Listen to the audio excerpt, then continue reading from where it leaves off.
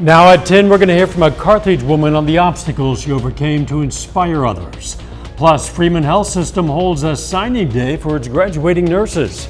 And the Columbus Titans softball team looks to stay hot as they face off against the Prairie View Buffalo.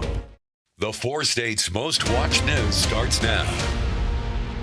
The Joplin Police Department has extra patrol officers on the roads today watching for impaired drivers. This is KOAM News at 10. I'm Dow Quick. Police are particularly concerned about drivers abusing marijuana on this April 20th. 4/20 is a date generally associated with cannabis use. Although recreational and medical use of cannabis are legal in Missouri now, the Joplin Police Department wants to remind you that driving while intoxicated on marijuana is still illegal everywhere and every day. Authorities say impaired driving of any kind is dangerous. People can remember there's other methods that, if you can get somebody to serve as a designated driver, there are ride-sharing programs available, city taxi services, and so, it's important that they recognize other options. According to a local defense attorney, paying for DUI can cost you $2,500 or more, and of course, you could also lose your license. Black Rain Ordnance in Neosho, Missouri today celebrated law enforcement with a day out on the shooting range. Firearms business is one of the largest manufacturers in Neosho. Every 3 or 4 months, they invite local agencies and law enforcement officers to check out the facilities to see how they manufacture firearms. Turned into sort of a law enforcement appreciation day. The manufacturer offers more than just firearm sales for agencies. Individuals can trade in guns, but also as an agency, agencies can trade in old duty guns that maybe they're trying to phase out. And then they can also trade in evidence guns or confiscated guns that have been adjudicated by the courts so that there's some sort of disposal process in order for those firearms. Black Rain Ordnance is at I-49 and Iris Road, south of Neosho. Freeman Health System today recognized its graduate nurses. The hospital held a signing day for 32 nurses on their way to becoming licensed. The nurses still need to complete an exam, but afterwards will work for Freeman as registered nurses. Officials say the recognition is important. We take care of patients before and after surgery. We get them ready for surgery, and then we make sure everything is good after they have anesthesia.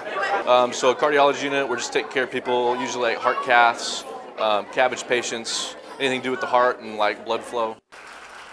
That event was held at the North End Zone facility at Missouri Southern. Neosho County Community College hosted its first ever NC3 National Letter of Intent signing today. NC3 is the National Coalition of Certification Centers, and it mirrors the NCAA's National Signing Day for athletes. The signing day is for students who plan to enroll into some of the college's technical programs. Joseph Tapia signed for electrical and industrial maintenance technology, and to him it seemed to be an easy choice. Well, I found this really great opportunity. They had both programs I wanted, and it's pretty cheap and affordable and had a great outlook. College also announced the winner of their 3M scholarship. It'll support their area of study in the fall semester. Kansas appears likely to keep giving voters 3 days after polls close to return mail ballots to county election officials. Governor Laura Kelly vetoed a Republican bill to eliminate the grace period. The GOP-controlled legislature created the grace period in 2017 as U.S. Postal Service mail delivery was slowing down. But many Republicans rethought the policy as baseless election conspiracy theories circulated widely following the 2020 election. When the bill passed the legislature, it did not have the 2/3 majority needed to override a veto. Missouri's proposed budget again contains state funding for public libraries, and it no longer prohibits any spending toward diversity, equity, and inclusion efforts. The Senate Appropriations Committee made those changes, as well as others, to the House-approved budget. It'll now go to the full Senate for debate. Governor Mike Parson's proposed budget initially included around $4.5 million for public libraries. However, that money was removed by the House, citing a lawsuit filed to overturn a state law that banned some books from library shelves as the reason for the cut. Let's check in now with Chief Meteorologist Doug Hetty for a first look at the weather. Well, it definitely turned out to be a nice afternoon, but we did have some scattered showers, even a few thunderstorms during the morning hours, and temperatures a little bit cooler than what we have seen, but still great. 74 started at 67. Normal high is 70 degrees. Now, we are going to start to cool off a bit as we go through the next couple days. Pretty much clear skies out there right now. All the thunderstorms that were scattered about earlier today are off toward the east and heading away from us. 62 Bella Vista, 55 in Carthage, Pittsburgh 57. We have 54 in Miami. Chanute is sitting at about 57 degrees, and it's been breezy all day long. We've had these northwesterly winds. The winds are going to calm down a little bit for us tonight, but it's still going to be breezy across the region. 56 at 11, 46 at 7, overnight low right around 44. Cooling down for the weekend. We're going to look at that here in just a bit. Soon. A woman from Carthage shares the story of her struggles with the hopes of inspiring others. KOAM's Carrie Worthen has details. I had went through a pretty awful divorce in 2012, and my now ex-husband and myself began to use meth. Long story short, I ended up in an abandoned warehouse in Springfield, Missouri. I was still using meth daily. I would go and find food out of dumpsters. She then found herself without shelter after police kicked her out of the warehouse. Tony Smith had nowhere to go. Today, Smith is an executive director of Crosslines in Carthage, Missouri. But her road to getting where she is today has not been easy. Wandered around Walmart for a couple of hours, and then the manager made me leave. And I went to a gentleman's house that I used to do some work for off and on for him, and I knew he smoked on his front porch, and so I went over there to smoke one of his cigarettes, and his car was in the driveway and the keys were in it, and I took the car into a Dollar Tree to steal something to eat, and the car had a tracker on it, and so the police came right in and arrested me. Smith says that the arrest led to a change in her lifestyle. By the grace of God, I was arrested, and when I got out of jail, I went to a recovery program, and then I came to the crisis center, and it just changed my life. You know, I began the path of going to work and saving my money and paying off my debt and my legal fees and getting my student loans and, you know, back into rehabilitation, as they call it, and began to save up money. Smith started out at Crosslines volunteering for nearly 3 years before the executive director job opened up, and she was encouraged to apply. Carthage Community Crisis Center, everybody that pours into the Crisis Center, everybody that pours into Crosslines, and people, I would have said, in spite of knowing my past, still love me, but because of my past, they love me. Through the Crisis Center, and you know, they do in-house Bible study, and you know, I've written in my Bible, in my prayer journal, God, I would like the home that you'd like me to have, the church you'd like me to have, the job you'd like me to have, and he just above and beyond, far more than I could ask for. Smith just bought her first house and visits the Carthage Crisis Center often to mentor and help others.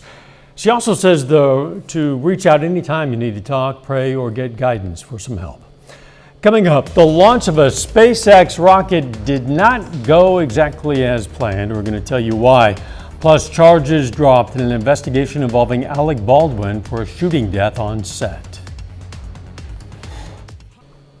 The maker of Narcan nasal spray is working to lower the cost of the product that can save the lives of people who overdose on opioids. Emergent said in a statement today it's aiming for an out-of-pocket price of less than $50 for its Narcan, now that the Food and Drug Administration allows for over-the-counter sales.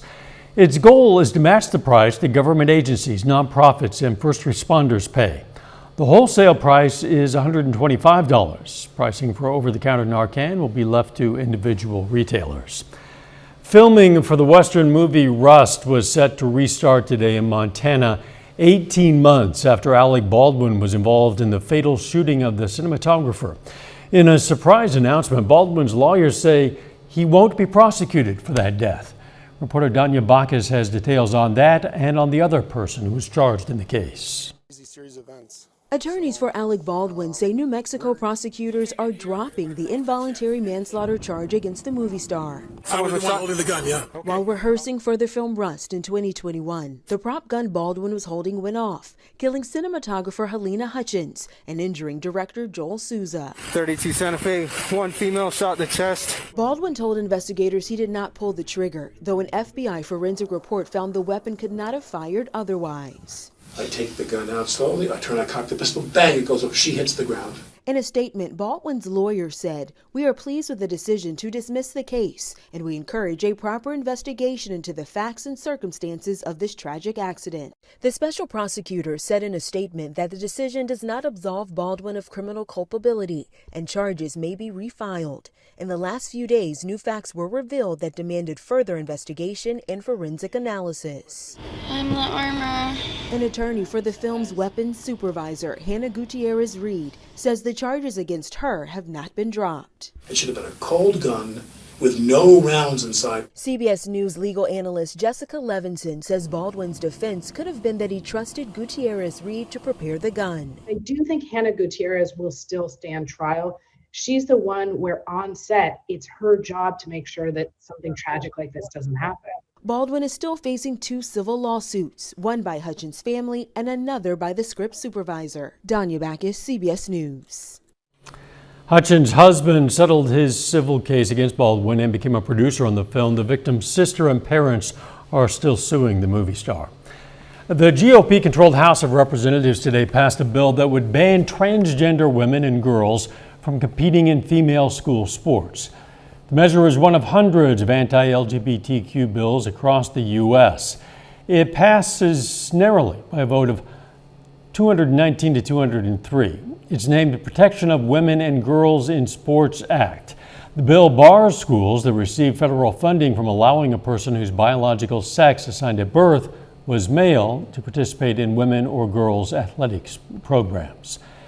SpaceX's giant new rocket meant to get people and cargo to the moon didn't exactly pass today's test. The Starship rocket did blast off this morning. The booster was supposed to separate from the spacecraft, however, and that did not happen. 4 minutes into the flight, there was an explosion that sent it crashing into the Gulf of Mexico. No people or satellites were on board. A little bit later, we're going to hear from the Frontenac Raiders on their undefeated start to the season. Plus, temperatures cooling down a bit over the next few days. We're going to look at that coming up.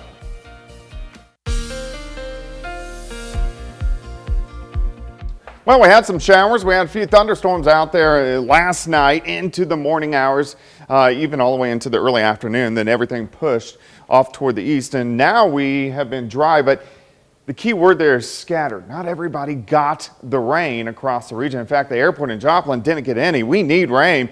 This is one of our wetter months, and we're only at 0.2 of an inch, and it's the 20th. So we need to get some widespread rain, so we're over 2 inches behind where we should be. So the new drought tracker, it comes out every Thursday. Along and north of I-44, that's the driest area. South of I-44, looking good. But you can see Joplin is dry. Then you have a severe drought once you get to Pittsburgh. You have an extreme drought in Parsons, and then once you get out toward Fredonia and Neodesha, an exceptional drought. So we really do need to get some rain in here across the region. All right, it's 55 in Nevada, Carthage, 67 though in Anderson, a little bit warmer southern counties, and then the cooler air is starting to filter in, sitting at 53 in Yates Center. Outside, 7th and Rangeline, currently sitting at 57, northerly winds at about 5 to 10, humidity is at 57%. Now, it wasn't windy like it was, especially last night. Those winds were gusting near 60.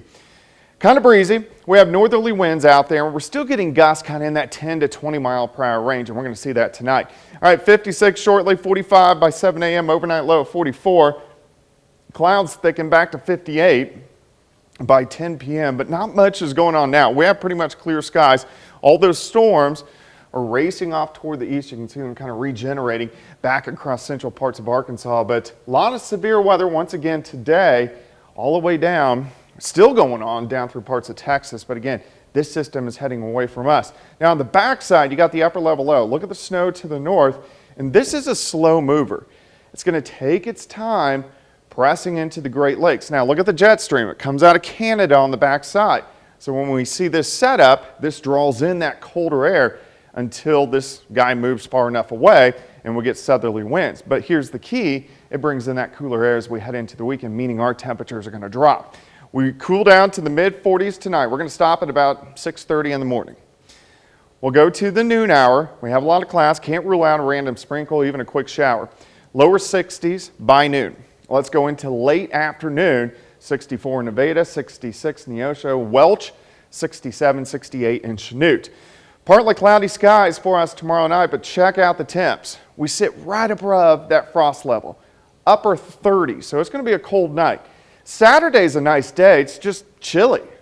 High temps only into the mid-50s. Saturday night is what we really need to watch. The winds decrease. We drop down, hovering just above freezing. So north of I-44, we could definitely have some frosty conditions, which the average last frost for us is about April 20th. So this is normal, but we don't like to see it this late in the season. 66 tomorrow, 56 Saturday, 58 Sunday. Showers, a little more widespread by the time we get into early next week. Thunderstorm chances next Friday and Saturday. More widespread showers, exactly what we need. Yes, we do. Thanks, Doug. Still ahead, Webb City baseball aims to knock off one of the best teams in the state on the road against Nixa.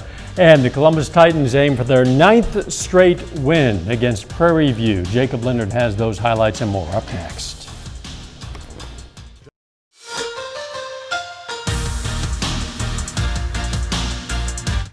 The Columbus Titans are off to a hot start to the softball season. The Titans are 10-1 overall. They've won 8 games in a row after sweeping a doubleheader from Pittsburgh on Tuesday. Now, this afternoon, Columbus remains at home, hosting defending 3A state runner-up Prairie View. On the bottom of the first inning, Gracie Major rips this one into left. RBI single, Titans take a 1-0 lead. On top of the fourth now, 3-0 Columbus. 2 on, 2 outs for Prairie View. Aubrey Saporito gets the big strikeout to get out of the inning. On the bottom of the fifth, same score. Katie Mooney hits this off the end of the bat, but it falls in for the RBI single. KT Lopp scores. It's 4-0 Titans. Later in the inning, now 5-0 Columbus. Addie Saporito hits a sac fly to right. That brings Katie Mooney home. Titans get their lead to 6-0. Columbus wins and gets their winning streak to 9 games, beating Prairie View tonight 8-1. A big game tonight for the Webb City Cardinals on the road against Nixa, a team ranked 6th in the state in Class 6.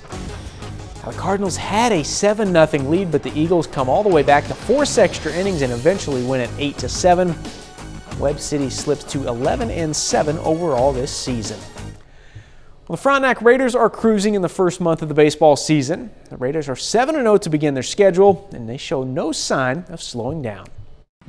The Frontenac Raiders are off to a hot start in their first season under head coach Caleb Turlip. The program was in a good spot. We had a lot of guys with experience, so it wasn't like you were starting from ground zero. It just starts with how good we've been pitching it and how good we've been playing defense, and we've held a few teams to scoreless, and when you do that, it makes your job pretty easy. The Raiders are 7-0 in the first month of their schedule. I think it's just the way we practice. Every day's intense, and it's always a day to get better, and I think we do a good job of that. It's getting better every day, and I think together as a team, we've been playing together, and it's been fun to see. I think our seniors have provided a great amount of leadership. They've all played a lot, so we've got a lot of experience. They're really taken well to what we're trying to do, both offensively and defensively. Now, their hot start includes a pair of wins over defending regional champion Girard and wins over solid Southwest Missouri programs in Carl Junction and Nevada. We were excited to see a couple of good arms early, so that was a good test for us, and we knew that our coaches had a practice plan and that we were ready to go. And while they are off to a hot start, some of Frontenac's biggest games are still ahead. I think this last month or so is going to be fun. It's going to be a challenge, and it'll be fun to see how we do. In the next 3 weeks, the Raiders play Chanute, Fort Scott, Webb City, and CNC rival Columbus, in a matchup that may decide the CNC League title. It means a lot to win this conference. You know, day in and day out, you face great teams. I don't think there's a better conference top to bottom across the state. You know, you go play teams like Baxter and Galena that don't get as much recognition as sometimes maybe we do, or Columbus, but they're going to give you a dogfight. We're going to give them our best too. So it's fun to go out and play CNC teams because that gets you ready for the big stage if you make it there. And the big stage is exactly what Frontenac is aiming for. That's probably our goal. Is, you know, our regional is really tough, you know, so to say that's your goal, you're really putting a lofty one out there. But the big thing, we want these guys to have the experience to compete for, you know, a league championship and potentially for a regional championship, you know, and have that experience on your way out to possibly get to the state tournament. Frontenac is back in action tomorrow on the road against Chanute. The Raiders are currently 4-0 in the CNC. In that game against Columbus, it's May 4th, I know, because I've had it circled on my calendar since the baseball schedule came out. I'm sure an awful lot of Columbus fans, too. We'll be right back. The color of your iPhone, assuming you have one, might reveal a lot about your personality. The Wall Street Journal asked a psychologist and color theorist to weigh in on why you might have gravitated toward a certain iPhone color. The psychologist says people who have a yellow iPhone are drawn to its mood-boosting, optimistic, uplifting effects. People who appreciate life complexity tend to gravitate toward lavender. Red is for people who are attention seekers. The psychologist adds a black phone exudes strength and self-assuredness. Sure. I guess. I don't know. I picked the black phone because it looked better than a white phone. So I don't know. I picked the white phone because I thought it looked cleaner. So, what if you have a white phone with like a black cover? Then you're confident, kind of, maybe. You're unsure. You're unsure who you are. Confident. Wow, little armchair psychology here. Quickly, the weather. All right, for us tonight, we're going to drop back to 44, 66 tomorrow. Final sports note. Big interstate high school baseball matchup tomorrow. Pittsburgh on the road against Carl Junction. We'll have the latest from that tomorrow night. Morning show starts at 5 a.m. Let's make it a great tomorrow.